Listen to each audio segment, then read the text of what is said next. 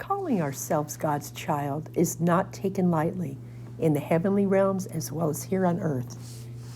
Do not take the pivotal step lest you have counted all the worldly cost and release your own will completely.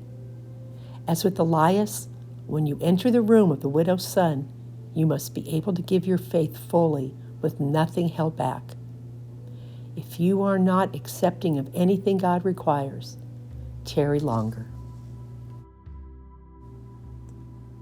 From 1 Kings 17. Then the word of the Lord came to Elias, saying, Arise and go to Sarepta of the Sidonians, and dwell there, for I have commanded a widow woman there to feed thee. And he rose and went to Sarepta, and when he was come to the gate of the city, he saw the widow woman gathering sticks, and he called her and said to her, Give me a little water in a vessel, that I may drink. And when she was going to fetch it, he called after her, saying, Bring me also, I beseech thee, a morsel of bread in thy hand.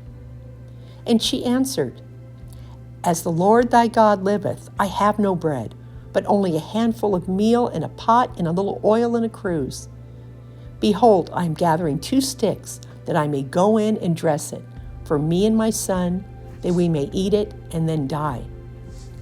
And Elias said to her, Fear not, but go, and do as thou hast said. But first make for me of the same meal a little hearth cake, and bring it to me, and after make for thyself and thy son. For thus said the Lord, the God of Israel, The pot of meal shall not waste, nor the cruse of oil be diminished, until the day wherein the Lord will give rain upon the face of the earth. She went and did according to the word of Elias, and he ate, and she ate, and her house. And from that day the pot of meal wasted not, and the cruse of oil was not diminished, according to the word of the Lord, which he spoke in the hand of Elias. And it came to pass after this, that the son of the woman, the mistress of the house, he fell sick, and the sickness was very grievous, so there was no breath left in him. And she said to Elias, What have I to do with thee, thou man of God? Art thou come to me that my iniquity should be remembered, and that thou should kill my son? And Elias said, Give me thy son. And he took him out of her bosom, and carried him into the upper chamber, where he abode, and he laid him upon his own bed.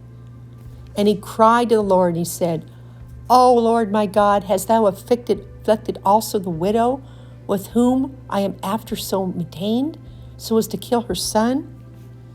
And he stretched and measured himself upon the child 3 times, and cried to the Lord, and said, O Lord my God, let the soul of this child, I beseech thee, return into his body. And the Lord heard the voice of Elias, and the soul of the child returned to him, and he revived. And Elias took the child, and brought him down from the upper chamber to the house below, and delivered him to his mother, and said to her, Behold, thy son liveth. And the woman said to Elias, Now by this I know that thou art a man of God, and the word of the Lord in thy mouth is true. Amen.